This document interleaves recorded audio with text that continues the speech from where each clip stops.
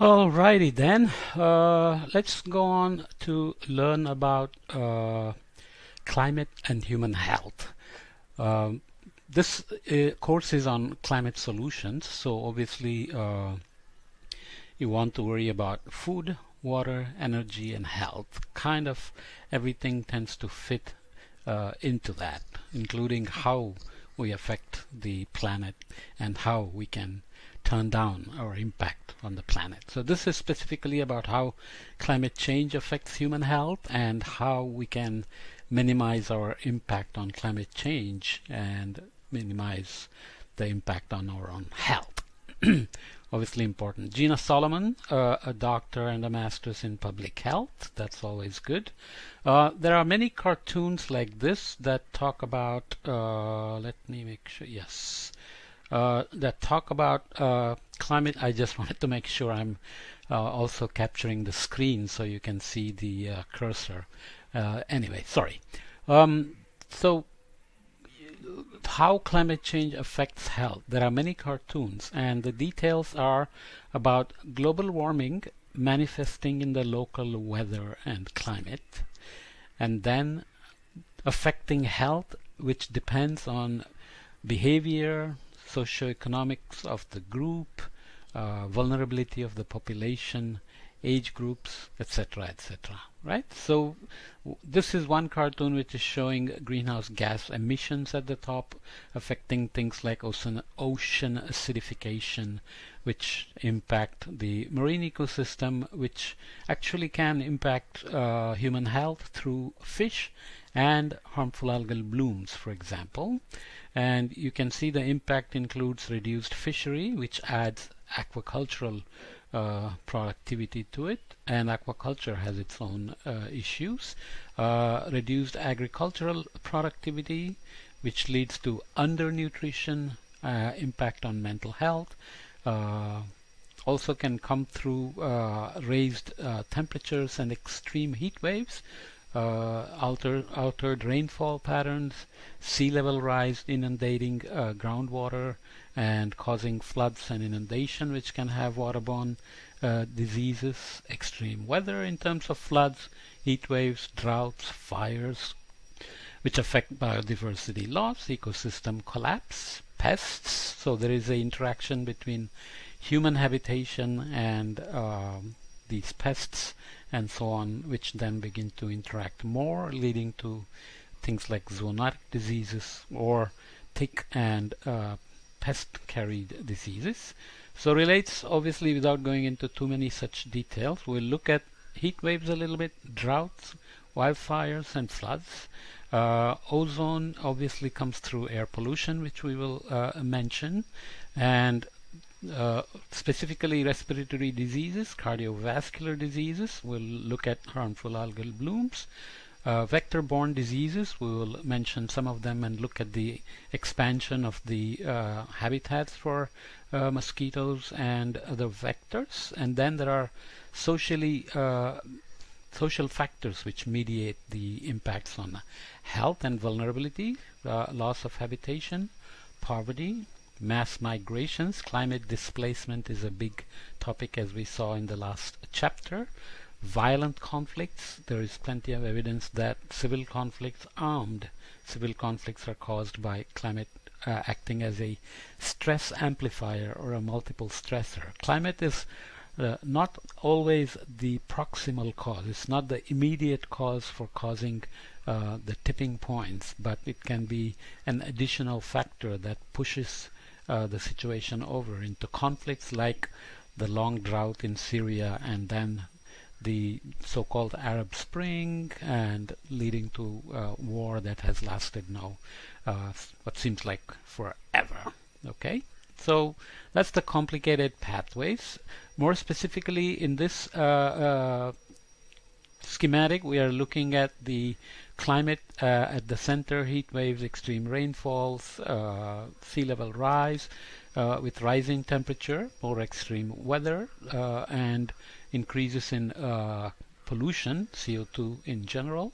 Outer edge, we have severe weather, air pollution, vector ecology. So it's the expansion of populations of certain vectors like ticks, mosquitoes, even rats, rodents that carry diseases like plague, for example, hantavirus, increasing allergens, changes in ecosystems bring new allergens or make you vulnerable to new species of vegetation, water and food supply impact, environmental degradation, extreme heats.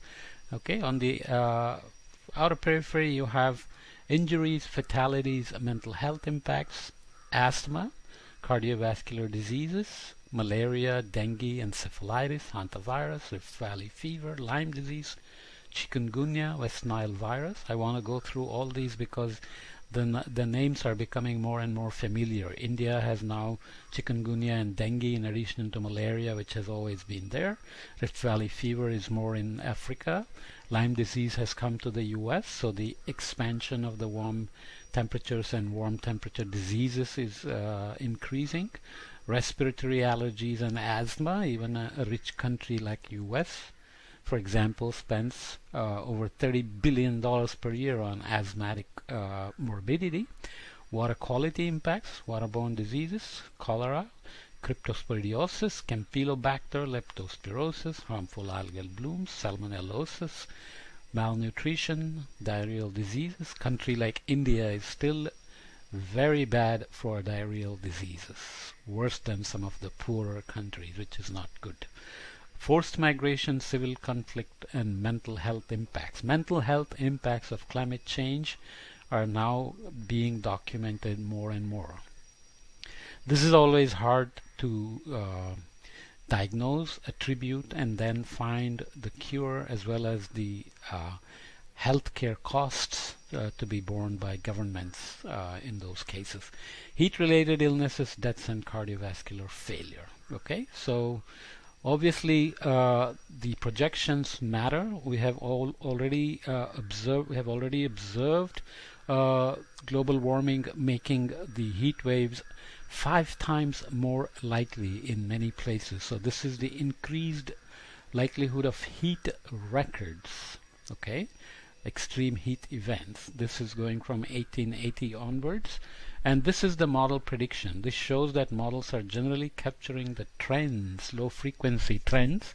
Models have a hard time capturing year-to-year variability because they are better at capturing the so-called forced response. You increase carbon dioxide and the climate response. Models are good at doing that. But to do year-to-year El Nino and La Nina, monsoon variability and so on, they have a little bit of a harder time because when you integrate for a long time, it's not like predicting weather and climate, which are done well at short time scales of few days to few weeks and few seasons. But if you integrate longer, then there is no memory, so the models cannot produce these variabilities. Okay? So here is where we are headed. If we don't cut emissions, heat waves will become 12 times more likely by 2040. 12 times. There is additional factors here. Turns out that I'll do this in the next podcast. Maybe not. Maybe I'll just include it here. So climate drivers: increased temperature, precipitation, extremes, extreme weather events, and sea level rise. Change the exposure pathways: extreme heat, poor air quality, reduced food and water quality, and so on. And they affect the health outcomes. So you can see the chain of links. And then there are additional factors contributing on top of the climate. Remember, as we said, climate is a stress multiplier. So environmental and institutional contexts add to these things, like land use change, deforestation, for example, urbanization, ecosystem change because of the warming and the extreme precipitation, infrastructure condition, hospitals, access to healthcare, geography, mountains, coasts, inland, agricultural production, livestock use. And then there are social and behavioral contexts. Of course, age and gender matter, race and ethnicity. So there is social inequities which affect the health outcomes. Given the same conditions, who responds more negatively depends on the socioeconomics and race and ethnicity. Housing and infrastructure, obviously, poor people live in crowded quarters. COVID exposed a lot of these problems. Education, as I mentioned in the previous podcast about socioeconomic vulnerability to hydroclimatic hazards, education matters a lot for reducing vulnerability. Discrimination, access to care and community health infrastructure, and pre-existing conditions. Okay, so climate change is but one factor, then all these other factors combine to produce the net health outcome. So when you want to reduce the impact of climate change on health outcomes, you have to worry about all these related factors. Not easy, but more and more work is being done on how to do that. So we'll look at each of these factors a little bit separately.